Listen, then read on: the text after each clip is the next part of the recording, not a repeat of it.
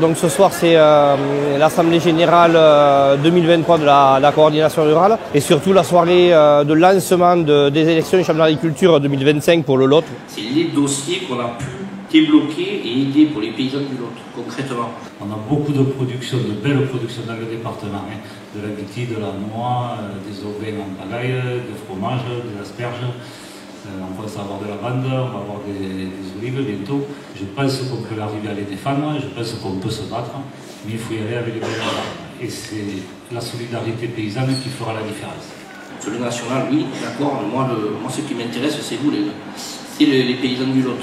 Moi je suis venu vous parler de comment on gagne une chambre et on n'est pas le Lot-et-Garonne et j'ai le plus grand respect pour le Lot-et-Garonne. J'ai le plus grand respect pour les fondateurs des CA dans les départements, en particulier ceux depuis 1995. Parce que vous en avez pris plein la gueule. L'esprit de la CR, c'est consolider notre métier, mais ne pas chercher les places. Ce qui compte, c'est la défense du métier. Et c'est ce qui, aujourd'hui, me semble, anime toujours la coordination rurale et qui l'a fait monter. Il y a une échéance qu'il faut garder en tête, ce sont les élections chambres. Malgré tout, les chambres d'agriculture sont un outil indispensable à l'agriculteur localement. Ça nous donne un pouvoir local très important parce que c'est l'interlocuteur direct et privilégié avec la DDT, la préfecture, toutes les administrations. Donc c'est vraiment un outil qui doit être au service des agriculteurs. Le sacrifice que ça demande à ceux qui ont créé les CR et à ceux qui ont pris les chambres et d'essayer de les conserver sur leur vie familiale, et on devait le faire, et on doit le faire, pour nos aïeux, ceux qui nous ont transmis quelque chose, qui ont essayé de devenir propriétaires, alors qu'avant on ne pouvait pas. Pour nos enfants, pour qu'ils soient encore là. Moi j'ai une fille qui veut reprendre, j'en suis fier. Et c'est pour ça que je me suis mis à la coordination rurale et que je me battrai. Et que je me présente à la Chambre. Les élections chambres, ce sera un vrai référendum. C'est-à-dire qu'il faudra se poser les bonnes questions.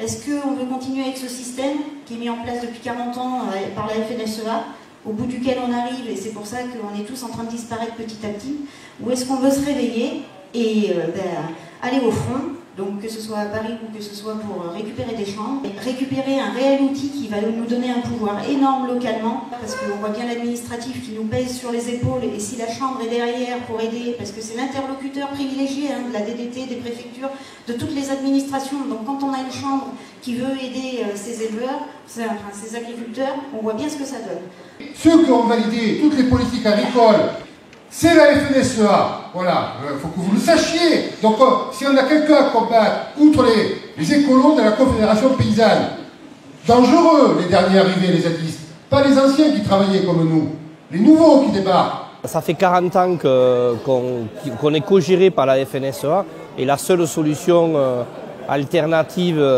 concrète et réelle, c'est la coordination rurale. Petit à petit, on s'est rapproché de la CR, puisque ça nous semblait correspondre tout à fait à ce que vous expliquiez tout à l'heure. En fait, c'est vraiment la défense des agriculteurs. Pour expliquer un peu le cas d'Aveyron, et je pense qu'encore une fois, remercier Laurent, parce que je pense que sans Laurent, la CR12 ne serait pas ce qu'elle est aujourd'hui, c'est sûr et certain. Sans lui, je pense qu'il n'y aurait rien qui aurait pu se faire, ça c'est sûr et certain, puisqu'il a dépensé une énergie monstre, en plus de gérer son département, de s'atteler à faire en sorte que dans les départements autour, il y ait de la cohésion. Il faut une structure nationale, elle est là, on est très content de le comité directeur. Moi j'étais secrétaire général, bravo à toute la nouvelle équipe qui est élue, vous êtes des champions, mais le combat se gagne malheureusement sans peu de moyens, avec beaucoup de solidarité. Vous êtes en train de démonter dans l'Aveyron, vous faites par vous-même et vous allez percer. Toi qui n'avais pas de couilles et pas envie, c'est bon, c'est arrivé. Je me permets de féliciter au passage les copains du 12 pour leur vaillance récemment dans leur action. On a fait aussi connaissance avec les départements d'Occitanie, avec le 82, avec le 34, avec Benjamin. On a vu la politique de la FNSEA maintenant où elle nous a menés, au bout de 40 ans. On a bien vu le discours de M. Rousseau, au lieu de défendre, nous on défend des prix, pas de primes. Rousseau défend des primes et pas de prix. Le combat, il se passe au niveau d'un département pour qu'une CR fonctionne. On est tout le temps sur le terrain, on est sollicité et on arrive à vraiment à résoudre les problèmes. Aujourd'hui, c'est une grosse fierté de voir que tous les départements autour, il y a vraiment une cohésion, il y a vraiment du lien, il y a de la discussion, mais je pense que voilà, ça va avancer, quoi. Ça fait Il vraiment est évident que c'est important de travailler sur le département, de régler les problèmes de chacun, parce que... Moi je suis fier de vous parce que moi j'étais juste là pour soutenir et ça me fait plaisir. Ça faisait 5 ans que je ne parlais plus à l'Aveyron. Ça me faisait mal au cœur quand on m'en parlait. Je suis ici ce soir avec les collègues pour venir soutenir la CR46. On est venu discuter et faire des propositions sur la suite, monter à Paris et faire ce qu'il faudra faire pour arriver à sauver la souveraineté alimentaire de ce pays. Notre cible actuellement, de toute façon, c'est Paris. On a compris que c'était Emmanuel Macron qui avait le dernier mot. Donc la cible des actions, ce sera Paris. Elle fait peut-être 40 cm de moins, mais t'étais là. Oui, c'est vrai. Et t'étais là même quand il fallait péter le portail. Oui, c'est vrai. Si t'avais pas été là et les autres aussi, moi j'aurais rien traversé du tout. Tu vois. Oui, t'as raison. Heureusement qu'il a été là, ça nous a évité de sauter au-dessus du portail.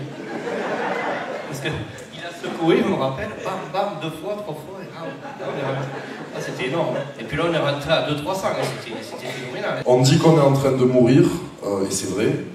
Si on ne veut pas mourir, il va falloir se donner les moyens de ne pas mourir. Et moi, je pense que ça peut passer que par aller faire la guerre à Paris. C'est vrai qu'il n'y a que ça que les pouvoirs publics ne tolèrent pas. C'est-à-dire attaquer la capitale. Pour monter à Paris, il faut qu'il y ait une cohésion.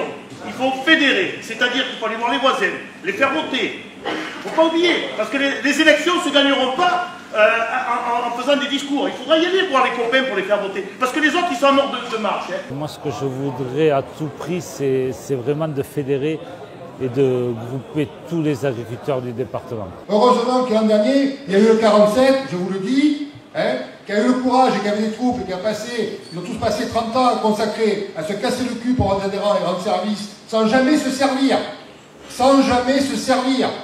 Parce que si un jour vous oubliez ça, et que vous voulez faire comme les autres, aller couper des rubans, prendre l'indemnité et pas défendre, vous aurez trahi la CR. Voilà. Moi, si je monte à Paris, je monterai à Paris, c'est sûr. Mais il n'y a que si le 47, je dis on monte. Le 47, ce sont 1250 adhérents. Quand j'entends dire ici qu'en département on fait peur à rien, ça change rien. Connerie. Connerie. Quand vous mettez 2000 litres de lisier à l'ASP, le directeur le lendemain il vous appelle. Il dit oh, vous avez quelque chose, des dossiers qui coincent? C'est dans le département que ça se gagne. Moi je me présente Guillaume Moratz, éleveur laitier, Beauvais-Lait, à Castelnau-Montratier. Corinne Donnet, élevage mouton, Zoé-Viande. Aline Delbert de Montcuq, éleveur de bovin-viande. Damien Fage, bovin-viande et ovin-viande. Moi je m'appelle Céline Simon, je suis éleveuse de truies en bio plein air. Hervé Daraki, éleveur à Cornac. Moi j'ai mon arrière-grand-père qui était dans un syndicat agricole qui après s'est allié à la coordination rurale à la création. Et mon père est là dans les salles aussi, il est à la serre depuis très longtemps. Damien Bois, éleveur sur la commune de Carénac, élevage de brebis de race Cossenard. Lovic Cadira, je suis à Capelle-Maribal, éleveur au vin. Je suis à la CR depuis mon installation en 2015. Vincent Bory, agriculteur à Saint-Jean-la-Gineste. Laurent Porte, donc éleveur de vaches à viande à Cambre. Nicolas Espinaco, donc éleveur caprin avec transformation fromagère. Je ne connaissais pas du tout la vie syndicale avant, ni fédé ni rien du tout, et je regrette rien. J'adore l'esprit de famille de l'ACR, j'adore toutes les valeurs qu'on peut transmettre autour de nous. C'est pour ça que notre message porte, parce que c'est un message sincère et c'est ce qu'on vit tous les jours. Par le nombre, par la force et par des actions qui sont plus ou moins, on dirait, virulentes suivant le tempérament des départements, c'est comme ça que vous allez libérer vos départements du système FNSEA qui nous a menés où on est. Voilà, les gouvernements sont passés, la FNSEA est là, le résultat que les fondateurs avaient dit en 92 s'est produit. Est-ce qu'on veut continuer cette dégringolade et ne plus avoir d'agriculteurs en France, ou est-ce qu'on veut pouvoir vivre de notre métier, avoir des fermes à échelle humaine, pouvoir transmettre notre outil de travail, transmettre notre patrimoine finalement que nos parents, nos grands-parents nous ont transmis et pouvoir le transmettre à nos enfants et nos petits-enfants. Nous, la CR, la coordination rurale, on n'est pas des politiciens, on ne vise aucune place. La seule chose qu'on veut, c'est du revenu sur nos exploitations. Et voilà, et que le massacre des agriculteurs, on parle d'agricide, et c'est ce qui se passe. Ce qu'on veut, c'est dissoudre l'OFB, parce qu'il y en a marre de voir ces cow-boys qui arrivent dans nos fermes, qui viennent nous mettre en garde à vue parce qu'on a fait une rigole de 40 cm au lieu de 30 cm. Donc, les 4 ans d'existence, ils nous emmerdent tous les uns après les autres. Ils coûtent 659 millions d'euros par an aux contribuables. Et s'il y a des responsables et tout, et vous devez le répandre à la campagne, oui, c'est des collègues agriculteurs, mais ils nous ont trahis. Ce sont eux les vrais miliciens. Et vous êtes, vous, ici, les résistants. Et désormais, on est connus, on connaît nos revendications, on voit qu'on est tous des agriculteurs, on sait de quoi on parle. Et que ce soir, on est plus d'une centaine ici. C'est ce que tu as dit, voilà. Et l'effet masse est en train de se propager. Donc ce sera à vous, agriculteurs, syndiqués ou non, que ce soit de la coordination rurale, des déçus, des autres syndicats. On vous invite tous à prendre la mesure des échéances qui vont arriver en janvier 2025. Parce que si nous gardons cet esprit-là, nous gagnerons franchement beaucoup. Partout en France, nous gagnerons. Ça prend du temps. Vous pouvez voter, vous avez un peu le destin de l'agriculture dans vos mains. C'est avec le vote de tout le monde qu'on avancera. Il faut faire voter, il faut nous rejoindre massivement et vous ne le regretterez pas parce que franchement, voilà, le travail du terrain paye. Voilà.